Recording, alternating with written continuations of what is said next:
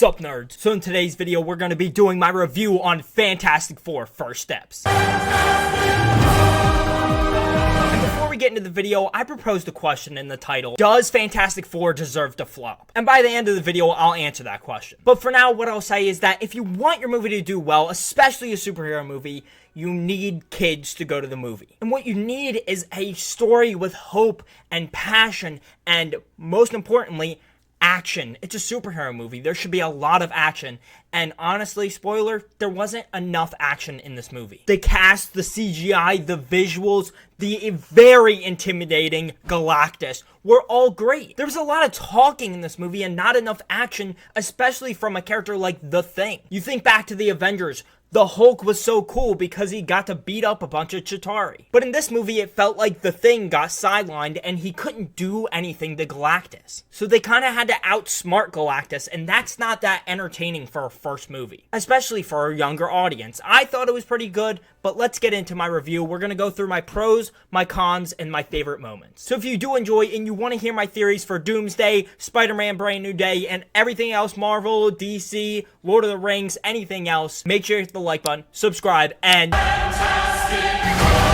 right into the notification bell. And without further ado, let's get straight into it. The cast was incredibly good, and a big surprise from Pedro Pascal and Joseph Quinn as Johnny Storm, especially Joseph Quinn. He did an amazing job as the character, and I absolutely love him, and I cannot wait to see him in Doomsday. He kept trying to make the sacrifice play in this movie, and if he makes it in Doomsday or Secret Wars, it's going to be incredibly sad. And then let's go over to Pedro. I definitely believed that Reed was the smartest man alive in this movie. There were certain moments where he just kind of knew something. Oh, I'm gonna figure this out. I figured this out. Oh, I made these suits. Like, he did so much in the movie.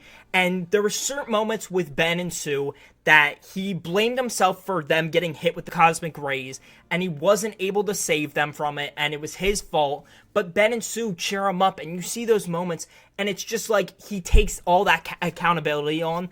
And he is just so complex of a character, and he performs that so well. Then you have Vanessa Kirby as Sue Storm in this movie. She was a mother of not just Franklin, but the whole team. She just holds everyone together. And there were just certain moments she just truly shined. And again, Joseph Quinn was absolutely fantastic as this character. He was really entertaining to watch. From his goofiness to his fighting scenes, to his passion to help other people, to his eagerness to make the sacrifice play and look out for the team and the whole world. And then going over to Ben Grimm, The Thing, he looked absolutely incredible. Probably my favorite live action The Thing we've ever gotten. He's also really great with kids in this movie, messing around. He's gonna act like he's gonna throw the car at the kids. He's messing around, having a great time. And then him taking care of Franklin at the end just was amazing. Ralph Ineson does a great job with Galactus in this movie. He's terrifying. His voice is scary. His scale is scary. Everything is just great. Julia Garner playing Shalabal, the Silver Surfer, was just awesome in this movie. Her fight scenes were absolutely incredible. One of my favorite parts of the entire movie. Her emotional moments were really nice, and she was just aura farming half the frames she was in. Honestly, I think this is my favorite part of the movie. It's the world we're in. It just feels so nice, and it's like, yes, we're in a superhero movie. Let's make it comic booky. Let's make it weird. Let's make it fun. Let's have this be the 1960s, but it's also like the future. Like, that was really cool, and it just feels like a way better world to live in than the MCU. It's just really depressing to be in the MCU, honestly. So after Secret Wars, I hope the world gets reset, and we're gonna kind of take place in this world. Tell me Spider-Man interacting with the Fantastic Four in this kind of world wouldn't be really cool? Seeing him swing from building to building and going off a flying car, like, that would be great. This was easily by a mile the best looking MCU movie. It was just so magnificent. It was beautiful. It was great. And there's certain frames in certain Marvel movies that kind of rival this, but this whole movie looked like that. And the CGI was also really good. They took their time, and it was great. From the Interstellar-esque space scenes, which was one of my favorite scenes in the entire movie,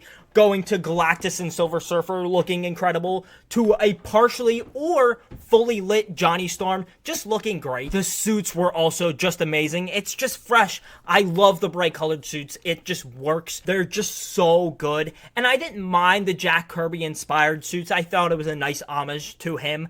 but I do really like the white and blue instead of the black and blue suits. It was in that montage in the beginning, but the white and blue just looks way better. Herbie was a great addition to the team, and I hope he gets a lot more moments in Avengers Doomsday and Secret Wars where he's kind of their R2-D2, Chopper, or K2SO, whatever, where he's kind of got a little sassy attitude. I think that would be really cool, but he's just a fun droid. That's what he is. Now we're going to move on to my cons. The intro of this movie was really cool, but we needed, after that little montage, we needed a moment where we were sitting with a villain like Mole Man or just Giganto or Red Ghost, one of the three. And we got to see a little bit more team chemistry from Reed, Sue, Ben, Johnny. Got to see them interact with each other, how they fight together, how they joke together. You kind of get to feel that before you get to talking the whole movie. Because that's what this movie was. There was a whole lot of talking, and there was those scenes in Superman, but it did also focus on a lot of the action.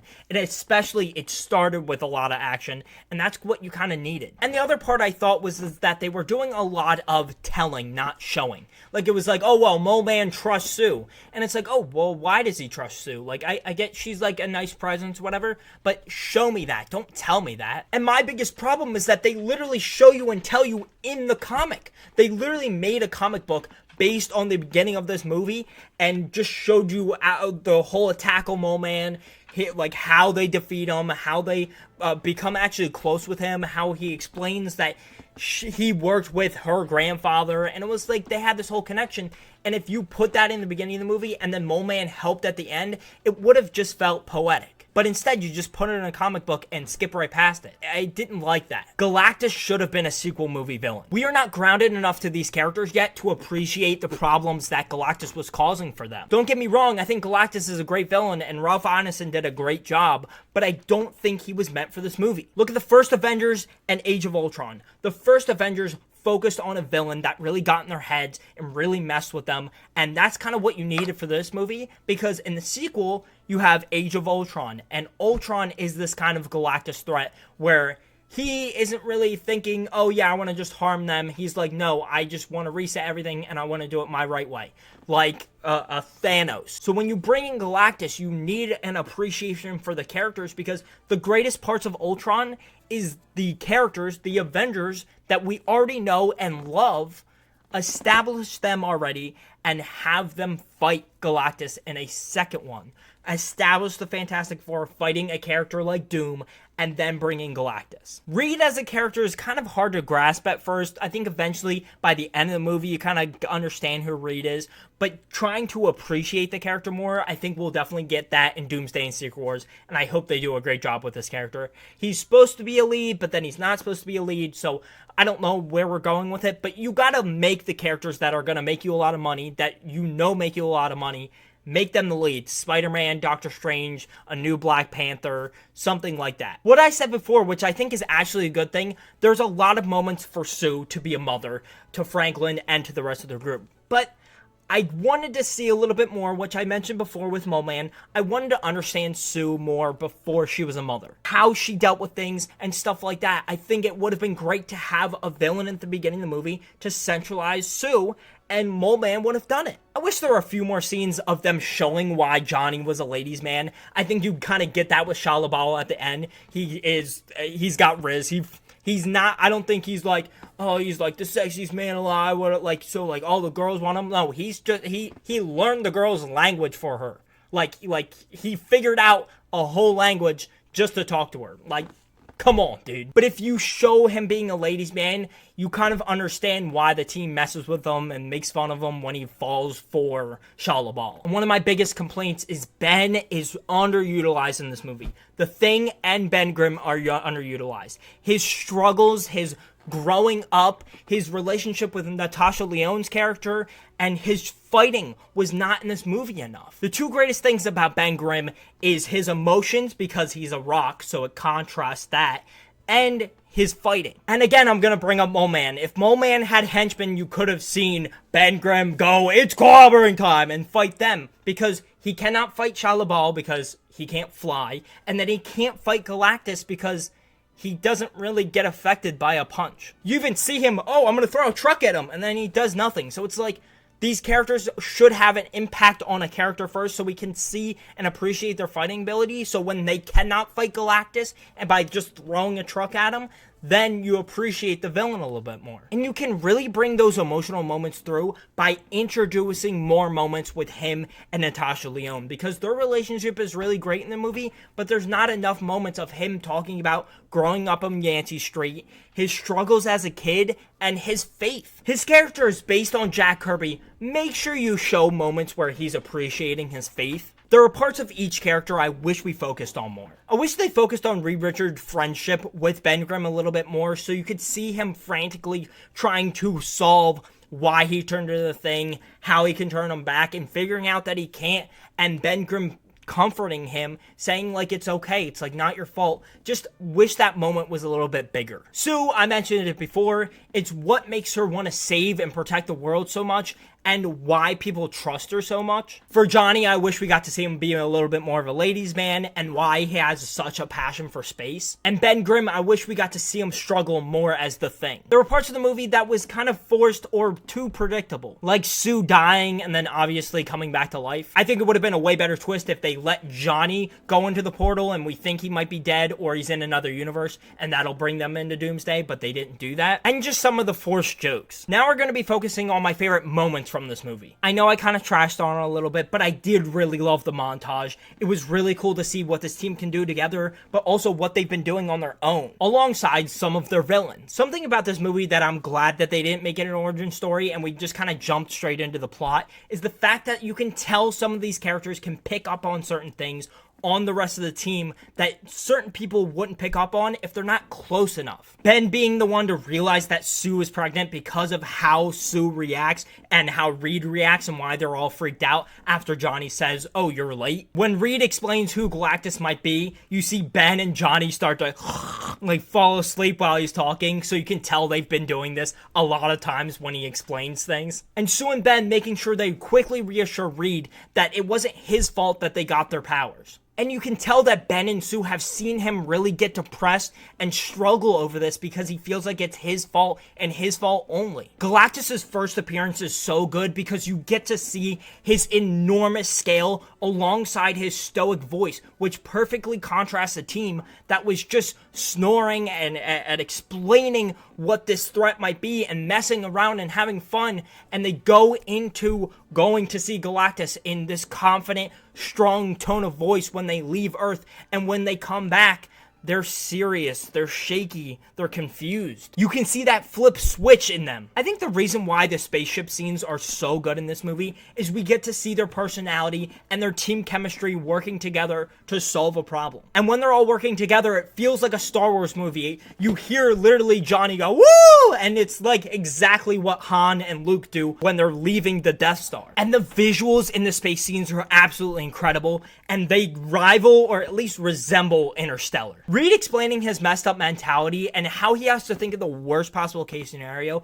so he can protect his family and everything else he cares about is just truly depressing and sad. And what's truly sad is seeing how exhausted this mentality is on Sue. Because you want to side with her, but this is what Reed does best, and this is how he solves problems, is that he takes in all of these ideas and he throws away the terrible ones, but he still has to put them in his head. When Reed finally talks to Franklin and says, "I'm done trying to figure out who you are, you're going to tell me who you are, and I'm going to accept you and appreciate you," it's just a main theme through these July movies, apparently, because Superman does the same thing with Pa Kent. Because Pa Kent, also as his father, tells Superman that, yeah, I'm going to be in your corner no matter what. You're going to push your own path. Don't let this media affect you. Like, you tell yourself who you are, and I'll be behind you. And I think these moments are being put into these movies by the writers and directors because they understand that the younger generation doesn't want their parents to control their lives, even though their parents feel like they need to. They want to make their own path. And on that path, they don't even need their parents' approval, but they just want to make sure they have their back. This problem, this generational divide has always existed, and I think it will continue to exist, but we got to work through that, and it's really apparent now, and it's just really sad. Johnny Storm talking to Shia LaBeouf in her own language and literally learning it from scratch shows why this version of the character is a ladies' man compared to a womanizer that Chris Evans' character was, which you kind of show him growing from that in the movies, but initially he's just a womanizer. Don't get me wrong, I like Chris Evans' version of the character, but I also understand why they changed the character in this movie to be a little bit more charismatic. And to end this movie, for the post-credit scene, you have Dr. Doom going up to Franklin. Maybe he takes him, maybe whatever. I have a lot of theories on what this moment means. If he's Doom from this universe or another universe, how many Dooms we're getting in Doomsday. All of that are going to come at a later date in another video, so make sure you stay tuned. But Doom looks absolutely incredible with the mask and the hood. It looks great. But if you want to see more videos just like this about Fantastic Four, Doomsday, Brand New Day, any other Marvel movie, any DC movie, any other movie in general, because I do have a few movie reviews that I want to do. I have a really fun video idea that I want to do once a month, and we'll get to that eventually. But if you do enjoy, make sure to hit the like button, subscribe, and okay, that is fantastic. Right into the notification bell. I hope you have a fantastic day, and if you kind of have a fantastic day today, have a fantastic day tomorrow. I'll catch you guys in the next one. Later, nerds!